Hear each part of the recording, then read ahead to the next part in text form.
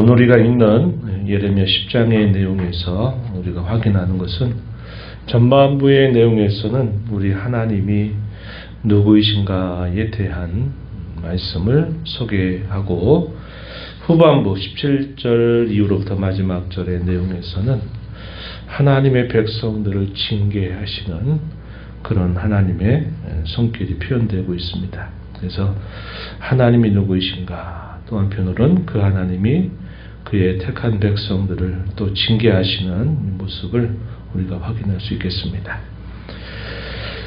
전반부 중에서도 또 앞부분에서는 하나님이 거짓된 신들, 곧 우상과 어떤 면에서 다른가 하는 것을 진술하면서 하나님이 누구이신가에 대하여 소극적으로 쭉 진술하는 내용들로 우리가 정리할 수 있겠다면 6절부터 16절에 이런 내용에서는 좀 더 적극적으로 하나님이 어떤 면에서 그분이 참되신 하나님이신가 하는 것에 대해서 적극적으로 진술하는 내용들이 소개가 됩니다. 그래서 하나님이 누구이신가에 대해서 소개하고요. 이하의 내용들은 그 징계에 관한 이야기들이 소개가 되고 있어요. 먼저 앞부분에 보게 되면 이제 우상과 비교를 하시면서 소개를 합니다. 앞부분 10장 2절 말씀에 가서 보시면 여호와께서 이와 같이 말씀하시되 여러 나라의 길을 배우지 말라. 이방 사람들은 하늘의 징조를 두려워한다. 그러나 너희는 그것을 두려워하지 말아라. 이렇게 말합니다. 이방 나라의 길. 또 3절에서는 여러 나라의 풍습이 헛된 것이다 라고 이야기합니다. 이런 여러 나라의 길이나 이방 여러 나라의 풍습 이런 것들은 그들의 종교와 문화라고 하는 것이 아주 긴밀하게 연결되어 있다는 사실을 우리가 확인하죠. 고대 근동사회에서는 아주 당연한 것이었습니다. 대단히 이 종교라고 하는 것이 큰 영향력을 미치죠. 그들의 삶에 있어서 뿐만 아니라 심지어는 그들의 정치와 또 군사력 이런 모든 것들이 자신들이 섬기는 신과 아주 긴밀하게 연결되어 있다는 겁니다. 그래서 고대 세계에 벌어진 전쟁은 단순히 나라와 나라 사이의 전쟁만이 아니라 신들의 전쟁이 되기도 했다 하는 사실을 우리가 기억한다면 이 종교라고 하는 것이 얼마나 그들의 삶에 뿌리 깊게 내려져 있는가 하는 것을 우리가 보게 됩니다. 왜 그럴까 우리가 좀 생각을 해보면 원래부터 하나님이 사람을 지으실 때 그의 형상을 따라서 하나님이 사람을 지으십니다. 그래서 사람은 어떠한 창조물보다도 자신을 지으신 하나님과 긴밀한 관계를 맺은 자로 지음을 받게 되죠. 안드로푸스라는 의미를 담고 있어요. 위를 바라보는 자라는 의미를 담고 있습니다. 사람은 본래부터 하나님을 바라보면서 그분과 교제하며 창조된 모든 창조 가운데서 가장 왕관처럼 지어진 존재였다는 겁니다. 그러나 범죄와 타락 이후로 그들이 마치 치명적인 손상을 입은 것처럼 그들이 바뀌어가게 되면서 하나님에 대한 올바른 지식이 사라져버리고, 그러나 분명히 종교적인 그 습성들은 계속 사람들의 심리 속에 남아 있습니다. 그래서 우리 신앙의 선배는 뭐라고 말하냐면 종교의 씨앗이다 이렇게 말했습니다. 종교의 씨앗이 모든 사람들의 마음 깊은 곳에 담겨 있다는 겁니다. 감사한 것은 그 종교의 씨앗이 가지고 있는 그 씨앗을 가지고 있는 사람 중에 자신을 지으신 하나님이 누구인가를 아는 백성들은 참되신 하나님을 섬기는 자들이지만 그 하나님으로부터 멀어진 자들은 다른 신을 결국 섬기는 습성을 나타낸다는 겁니다. 어디서 그 신을 찾았겠어요? 하늘에 있는 것들, 또 땅 위에 있는 것들, 또 땅 아래 있는 것들을 신적인 대상으로 그걸 숭배하는 일들을 쉬지 않는다는 겁니다.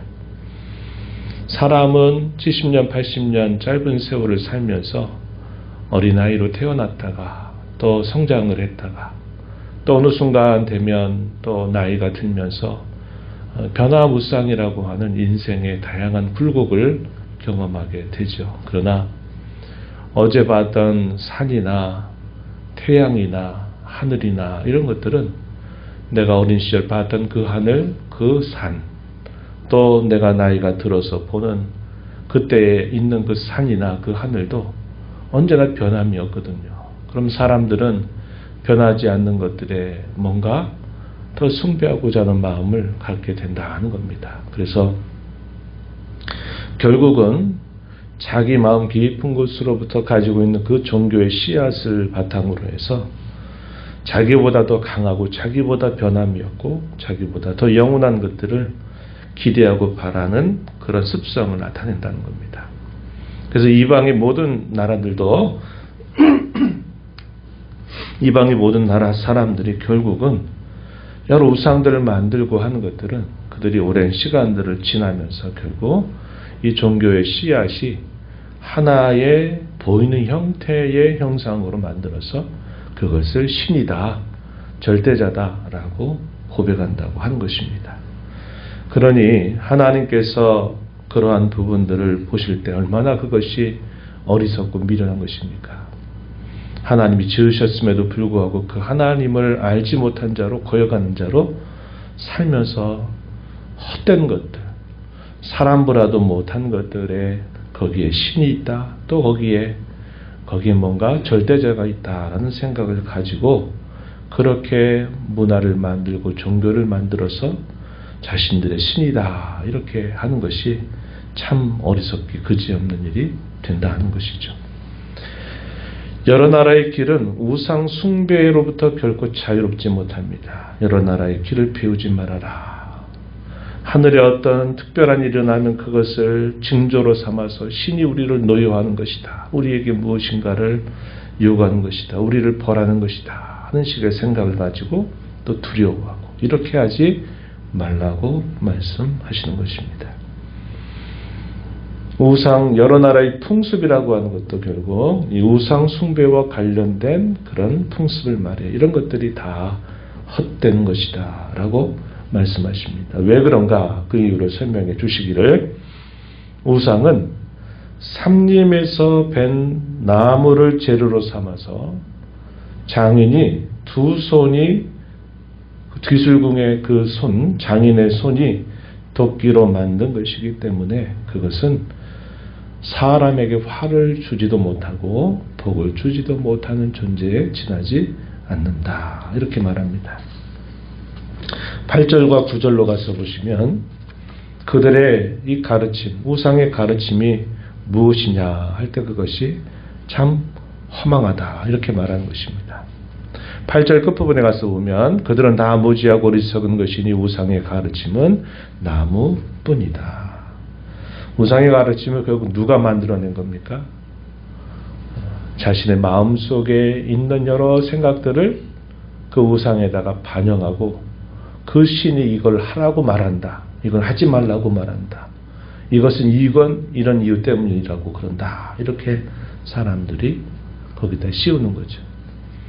그런 그 우상을 숭배하는 사람들의 마음속에 결국은 사탄이 왕노릇 한 겁니다. 사탄이 들어가서 너희가 진짜 그렇게 안 하면 내가 너에게 벌 준다 하는 것들을 사람들에게 심어서 사람들에게 심어서 그들로 두려움을 갖게 하고 그거 안 하면 벌 주는 것처럼 이렇게 더 씌우는 일들이 있다 하는 것이죠. 그래서 우상은 헛되고 허망한 것에 지나지 않는다. 이렇게 말합니다. 14절 15절 보면 사람마다 어리석고 무시가도다.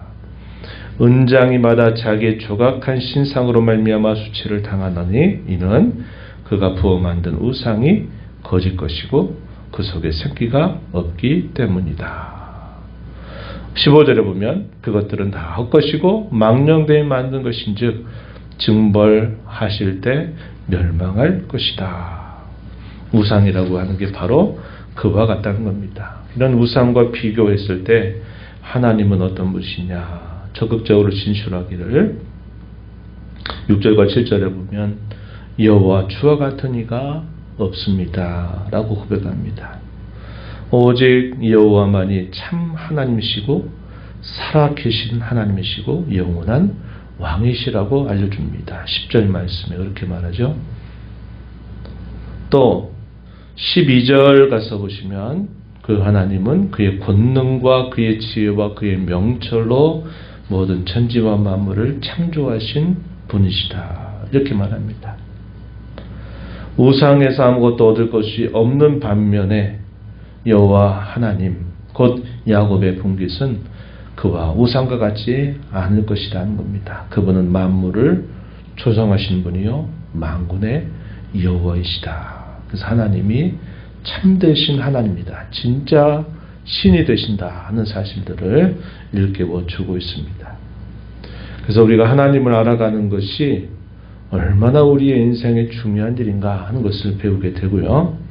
그 하나님께서 자기 백성들을 징계하시는 일들에 관해서는 17절 이하에서 소개해 줍니다. 17절 한번 보십시오. 에워싸인 가운데 앉은 자여 내 짐꾸러미를 이 땅에서 꾸리라. 여호와께서 이와 같이 말씀하시되 보라 내가 이 땅에 사는 자를 이번에는 내던질 것이라. 그들을 괴롭게 하여 깨닫게 하리라 하셨느니라. 뭘 말할까요? 하나님께서 그의 땅에 살고 있는 이 유다 백성들을 이방 땅으로 보낼 것이라고 말씀하시는 내용입니다. 이것이 바벨론이라고 한 나라에 의해서 결국은 이방 땅의 종으로 결국 끌려가게 되는 일을 말씀하고 있는 내용이 된다 하는 겁니다. 그래서 짐 싸라, 꾸러미를 꾸려라, 떠날 채비를 해라 이렇게 말씀을 하시는 내용입니다. 그런데 18절 끝부분에 보니까 뭐라고 말씀하시냐면 그들을 괴롭게 해서 깨닫게 할 것이다 라고 말씀을 하셨습니다. 괴롭게 한다라는 말은 실제적인 이 고통과 어려움을 겪게 함으로써 이것이 우리가 잘못한 일이로구나 하는 것을 깨우쳐 주시겠다 하시는 말씀의 내용입니다. 이것보다 어떤 게 더 좋은 일이었을까요? 말씀의 종들을 끊임없이 보내셔서 그들로 하여금 하나님의 마음이 이것이다. 하나님이 이렇게 하는 것이 정말 살 길이라고 이렇게 말씀하신다. 하나님이 돌아오라고 하신다. 이런 말씀을 계속 들려주실 때 그들이 그 말씀을 듣고 마음으로 깨닫게 된다면 가장 좋은 일이죠. 가장 좋은 일이죠. 그러나 우리가 살펴보는 것처럼 당시에 유다 백성들의 모습은 큰 자로부터 작은 자에 이르기까지, 지도자로부터 일반 평민에 이르기까지 다 하나님에 관하여 관심이 없고 우상을 숭배하는 마음이 가득했던 당시 하나님 백성들의 모습이었다는 겁니다. 그래서 말씀을 들려주고 하나님의 마음을 애원하면서 해도 당시 백성들이 그것을 마음으로 깨닫지 못한다 하는 겁니다. 그러니까 하나님이 어떻게 하시는 겁니까? 강도를 높여가시는 거죠. 그럼에도 불구하고 완고한 그들의 태도를 보이니까 하나님 이제는 너희가 몸소 체득하도록 몸으로 경험해서 그것을 깨닫게 하려고 하나님이 너희를 이방 땅으로 옮길 것이다 라고 이렇게 말씀하시는 내용입니다. 우리도 가끔 그런 이야기 하죠. 우리도 가끔 우리 마음의 생각이 번잡하고 막 복잡하게 될 때 마음의 정리가 안 되면 무슨 말 합니까? 몸을 괴롭게 하는 거예요. 몸을 괴롭게 하다 보면 이제 조금 생각이 막 복잡했던 생각들이 또 이렇게 정돈이 되기도 하고 내가 이런 일들에 신경 쓸 때가 아니구나. 몸으로 고생해 보면 이제 그런 것들을 또 나름 이렇게 해결하고 깨닫게 되는 경우들이 있어요. 근데 이제 이런 상황하고도 좀 비슷한 말씀을 하시는 겁니다. 가장 좋은 것은 평안할 때 늘 깨닫고 사는 것이죠. 하나님이 우리에게 말씀하실 때 우리의 마음이 온유하고 겸손하고 부드러운 마음이 되어서 하나님 말씀하실 때 예 하나님 알겠습니다. 하나님 말씀하십시오. 제가 잘 듣겠습니다. 또 그 말씀 따라 살고자 합니다. 하나님 도와주세요. 인도해 주세요. 이런 마음을 늘 평상시에 가지고 사는 것이 그게 복된 자의 모습이지, 하나님이 이렇게 저렇게 계속 말씀하시는데 완고하게 그 말씀 듣지 않을 때는 경험을 통해서 몸소 깨닫게 하시는 겁니다. 아, 이게 고집 부릴 일이 아니었구나. 이게 내 생각 가지고 할 일이 아니었구나. 처음부터 이렇게 하지 말걸. 이렇게 뒤늦게 깨닫게 되는 일들이 따라온다 하는 것입니다. 19절에서 선지자가 뭐라고 말하냐면 참으로 고난이라 내가 참아야 하리로다 이렇게 말합니다. 마치 자신에게 그 하나님의 징계가 드리워진 것으로 표현하고 있어요. 이건 무슨 심령입니까? 무슨 마음일까요? 당시 범죄하는 유다 백성과 선지자 자신을 동일시하는 것입니다. 그 하나님 백성들을 대표하여서 하나님 앞에 자신이 서는 그런 태도죠. 그 백성들을 가슴에 품고서 마치 그 백성이 자기와 똑같은 것처럼 자신이 하나님 앞에 큰 범죄를 행한 것처럼 여겨서 하나님이 이런 징계를 내리신다 하시니 내가 그것을 참아야 한다 이렇게 고백하고 있는 모습이 됩니다. 왜 이러한 징계가 이렇게 예고되고 있는가 할 때는 여호와를 찾지 아니했기 때문이다 이렇게 말합니다. 21절의 비유로 목자들이 어리석어 여호와를 찾지 아니함으로 형통하지 못하며 그 모든 양떼는 흩어졌다 이렇게 표현을 했습니다.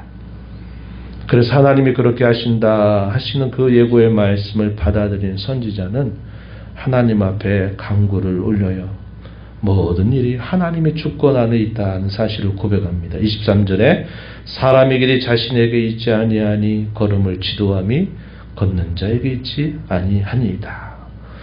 세상의 만사는 자기 계획대로 자기 뜻대로 자기 하고 싶은 대로 되는 것이 아니라 하나님의 주권 하에 있는 일이다라는 사실을 고백하면서 간구를 올립니다. 하나님 나를 징계하옵시되 너그러이 하시고 진노로 하지 마옵소서. 24절 하나님의 택한 백성들에게 징계 가운데서도 긍휼과 자비를 베풀어 주실 것을 간구하고 반면에 주를 알지 못하고 대적자가 되는 나라들에 향하여서는 주님의 분노를 쏟아주소서 이렇게 기도합니다. 그들이 야곱을 씹어 삼켜 멸하고 그의 거처를 황폐하게 하였다라고 고백하면서 하나님 백성들에게는 징계 가운데서도 긍휼과 자비를 베풀어 주실 것을, 반면에 하나님의 백성들을 대적하는 나라를 향해서는 하나님의 진노를 부어달라라고 이렇게 기도하는 내용들로 마무리되고 있습니다. 우리가 이 땅에 살면서 우리 하나님, 우리를 지으시고 천지와 만물을 지으신 하나님, 또 모든 인생의 생사화복과 모든 나라의 흥망성쇠를 주장하신 하나님이 우리가 섬기는 참되신 하나님이심을 안다는 것, 이것은 참 복되고 귀한 일입니다. 하나님을 늘 바로 알고 고백하는 성도로 살아가는 저와 여러분 되기를 바라고, 우리가 하나님을 섬기며 구원의 은혜를 누리면서 살기 위해서는 이 세상의 풍습이나 이 세상의 길을 우리가 본받고 따라가서는 안 되겠다 하는 것입니다. 세상의 풍조에 휘말리지 말고 세상의 가치와 사상에 우리가 젖지 않도록 늘 우리의 마음을 잘 단속하는 것이 중요하다 하겠습니다. 우상이 되는 것, 옛날에는 보이는 형상이지만 우리 마음속에 가득한 것들이 우상이 될 수 있다는 겁니다. 염려와 근심이 많아도 그것 때문에 또 우리가 하나님을 잊게 되기도 하고, 우리 마음속에 뭔가 큰 두려움이 닥치게 되면 그 두려움 때문에 역시 또 하나님을 우리가 생각지 못하게 되고, 우리 마음속에 무엇인가를 욕심을 풀고 바라고 기대하는 것들이 또 우리 마음을 채우면 그것들이 역시 또 우상이 돼서 하나님을 멀리하게 하기도 합니다. 그래서 우리가 또 흩어진 교회로 살아가시면서 염려나 근심, 두려워하는 것들, 그런 것들이 있을 때는 믿음으로 잘 쫓아내고 우리 마음속에 탐심이 우리 마음에 자리 잡지 못하도록 늘 하나님으로 만족하며 사는 저와 여러분이 되어야 하겠습니다.